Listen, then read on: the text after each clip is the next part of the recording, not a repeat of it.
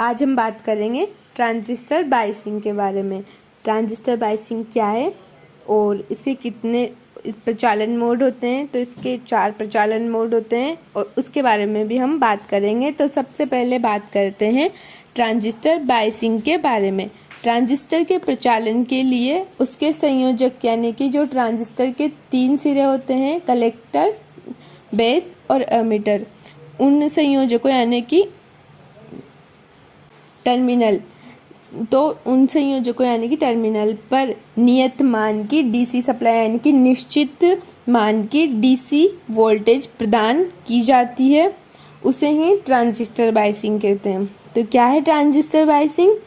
कि जो ट्रांजिस्टर होते हैं उसके सिरों पर एक निश्चित मान की डीसी सप्लाई दी जाती है, उसे ही हम ट्रांजिस्टर बायसिंग कहते हैं। तो आई होप आपको ट्रांजिस्टर बायसिंग क्या है समझ में आया होगा। आगे चलते हैं कि बायस वोल्टेज का मान जो होता है वो हमेशा ट्रांजिस्टर की प्रचालन परिस्थितियों एवं उसके विवरण के अनुसार निर्धारित किया जाता है। मतलब ट्रांजिस्टर पे जो निर्धारित वोल्टेज और उसकी धारा क्षमता जो लिखी होती है, हमें पहले उसको देखना चाहिए और उसी के हिसाब से उस पर वोल्टेज या वो सब दी जाती है। इस वजह से वरना अगर हम ऐसा नहीं करेंगे तो बायस वोल्टेज का मान अगर स्थिर नहीं रहेगा, उसका मान भी स्थिर रहना चाहिए। ये नहीं कि 2 मिनट कम वोल्टेज और फिर ज़्यादा वोल्टेज दी, नहीं, उसका मान हमेशा सेम सिचुएशन में रहना चाहिए। यानी कि अगर वो 500 दे रहे हैं तो 500 वोल्ट रहेगा, अगर वो 2 वोल्ट दे रहे हैं तो 2 वोल्ट रहेगा, चेंज नहीं करते हैं। अगर उसका मान बार बार चेंज होगा तो ट्रांजिस्टर दक्षतापूर्ण कार्य नहीं करेगा और ये एम्पलीफायर परिपथों में प्रयुक्त ट्रांजिस्टर का आउटपुट विकृत यानी डिस्ट्रॉयड हो जाएगा और ये ट्रांजिस्टर खराब हो जाएगा। तो इस प्रकार से कि इसमें वोल्टेज सेम देनी चाहिए। आगे हम बात करेंगे ट्रांजिस्टर बायसिंग के मोड्स के बारे में। तो ट्रांजिस्टर बायसिंग के मोड्स क्या है? जैसे कि होते हैं कलेक्टर जंक्शन होते हैं और एमिटर जंक्शन होते हैं। तो इनमें 2 मोड होते हैं नॉर्मली। एक तो होता है फॉरवर्ड बायस और एक होता है रिवर्स बायस, और ये दोनों में वर्क करते हैं।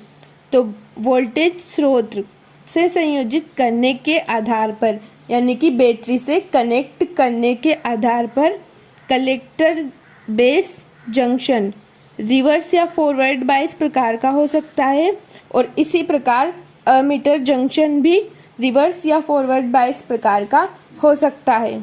और ट्रांजिस्टर के जंक्शनों की बायसिंग के आधार पर यह अलग अलग प्रचालन क्षेत्र के लिए कार्य करता है, जिसे मोड कहते हैं। अलग अलग मोड पे कार्य करता है और इसके फलस्वरूप ट्रांजिस्टर का उपयोग विभिन्न उद्देश्यों के लिए, जैसे कि एम्पलीफायर में, बंद स्विच के रूप में, खुले स्विच के रूप में और निम्न गेन एम्पलीफायर के रूप में भी इसका यूज़ किया जाता है। तो आइए जानते हैं हम ट्रांजिस्टर के विभिन्न प्रकार से प्रचालन मोड के बारे में। फर्स्ट है एमिटर, कलेक्टर जंक्शन, प्रचालन मोड और यूज़। तो अगर एमिटर जंक्शन फॉरवर्ड बायस में होगा और कलेक्टर जंक्शन रिवर्स बायस में होगा तो इस मोड को सक्रिय मोड कहेंगे। यह एक्टिव कहलाएगा, यानी कि इस टाइम यह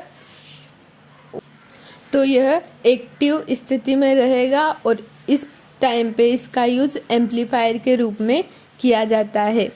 सेकंड कंडीशन है कि अगर एमिटर जंक्शन फॉरवर्ड बायस में हो और कलेक्टर जंक्शन भी फॉरवर्ड बायस में हो तो इस स्थिति को सैचुरेशन स्थिति कहेंगे, यानी इस प्रचालन मोड को सैचुरेशन प्रचालन मोड कहेंगे। और इस टाइम में इसका यूज़ किया जाता है बंद स्विच के रूप में, यानी कि ये एक बंद स्विच के रूप में, जब ये सैचुरेशन स्थिति में होगा तो यह बंद स्विच के रूप में कार्य करेगा। और इसी प्रकार अगर एमिटर जंक्शन और कलेक्टर जंक्शन दोनों को रिवर्स बायस में रखा जाए तो इस स्थिति को यानी कि इस प्रचालन मोड को कट ऑफ प्रचालन मोड कहेंगे और इस टाइम पे यह खुले स्विच के रूप में कार्य करेगा। और अपनी फोर्थ कंडीशन है कि अगर एमिटर को रिवर्स बायस में और कलेक्टर को फॉरवर्ड बायस में रखा जाए तो इसका प्रचालन मोड इन्वर्टेड हो जाता है और इसका यूज़ निम्न गेन एम्पलीफायर के रूप में किया जाता है।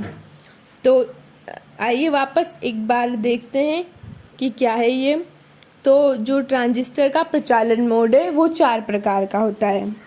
इसमें एमिटर और कलेक्टर जंक्शन पर फोकस किया जाता है।